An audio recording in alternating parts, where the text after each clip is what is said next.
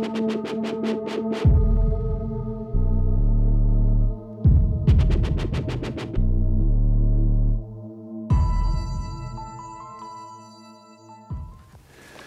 on the shore of Lake Titicaca and at the south end in Bolivia, already picking up several pieces of ancient pottery.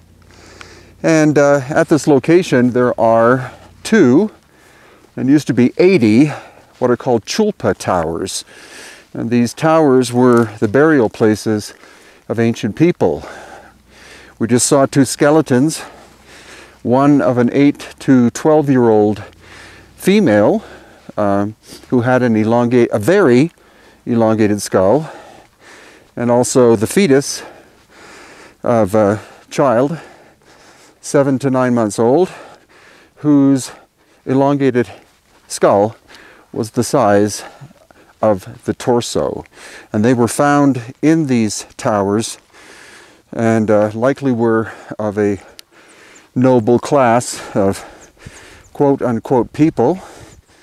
In the future, we're going to try to do DNA testing of them and see what their ethnic background was. So we're here with Dr. Ken, and can you make some comments, please, about what it is that the viewers are looking at? We're looking at a skeletal structure, and based on the pelvic bones is likely a female.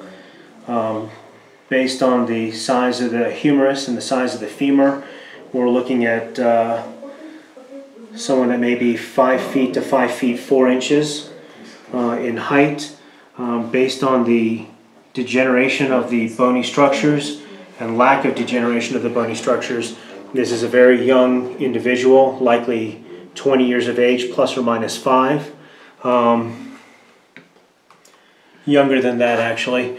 As you take a look at the teeth structure here, we're looking at teeth, and then we're looking at teeth that are underneath it, still within the maxilla.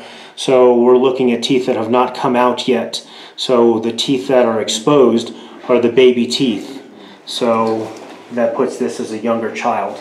So we are looking at a child. So how old would you estimate based on the teeth? Based on the teeth, you're looking at between 8 and 12 years old.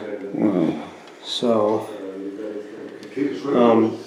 again, looking at the skull, looking at the orbital features, you've got the sutures along the orbital floor which haven't quite fused, which goes along with a young individual, but their orbital apex has a single hole, which goes along with more for normal orbits, normal globes, normal eye socket, or normal eyes.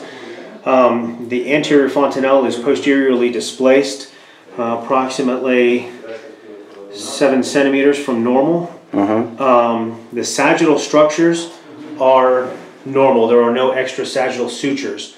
So we are looking at a human being with a variant skull. And based on your medical expertise, you do not think this is the result of cranial deformation or head binding? Definitely not. If you look at the bowing of the frontal bone, it's not flattened, so it's unlikely that this is the result of cranial deformation. So it is quite possible that this individual was born with this elongated head? Yes, this individual was born with a skull structure exactly like this. This skull is different than that of the skulls in Paracas, because the occipital bone is not protruding posteriorly as the Paracas skull has got. And also there are no extra sutures along the posterior aspect. So here we have Ken, and here we have the fetus baby. Ken, as a medical practitioner, can you tell us what we're looking at?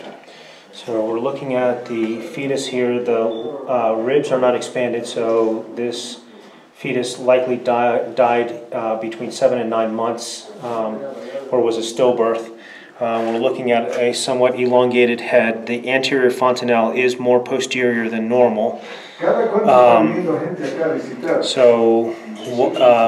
Trying to think of a reason why you would have a stillbirth between 7 and 9 months usually is the result of a genetic anomaly.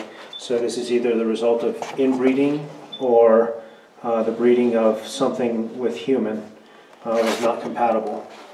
But in any event, the fetus is got human-like characteristics, but it also has non-human-like characteristics in the sense of the elongated skull. Uh-huh.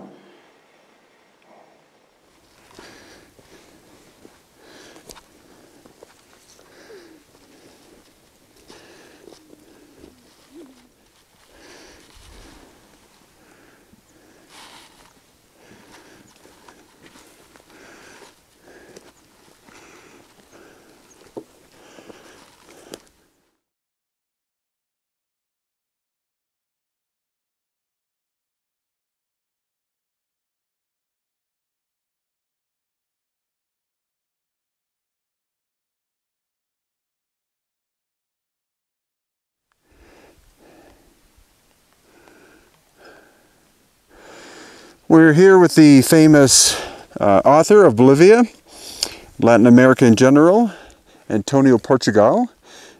Antonio, can you tell us where we are and what these towers are? Thank you, Brian.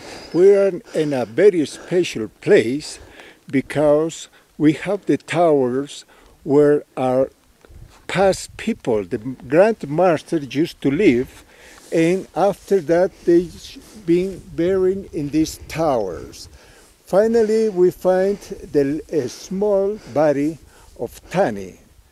So we're studying it with her. The beautiful place is near the lake Titicaca, and this belongs to the Aymara culture.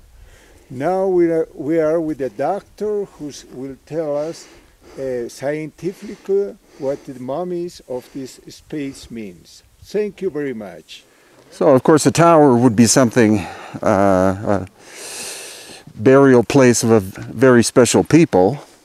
And as Antonio alluded, and I said before, the bodies that were found here had elongated heads.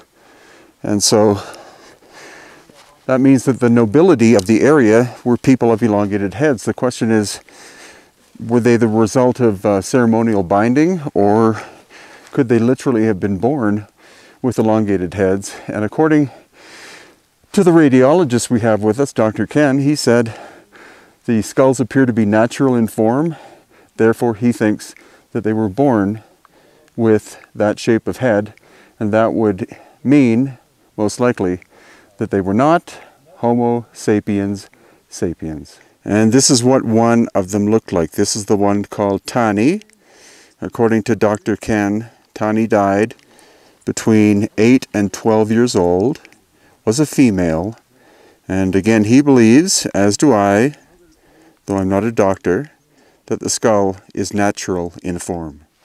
The very unfortunate thing is that there were, of course, many other mummies here that had elongated skulls, but they've all been either taken away, possibly by the national government, to be put in storage in the National Museum in La Paz, or unfortunately they may now be in Europe or North America, having been purchased and smuggled out illegally by tourists. So if you wish to come to this place, it's called Patapatani. You can find it on Google Map, and you'll have to rent a car, probably with a driver, in order to bring you, because it's about 3.5 hours drive from La Paz itself, and quite a rough road.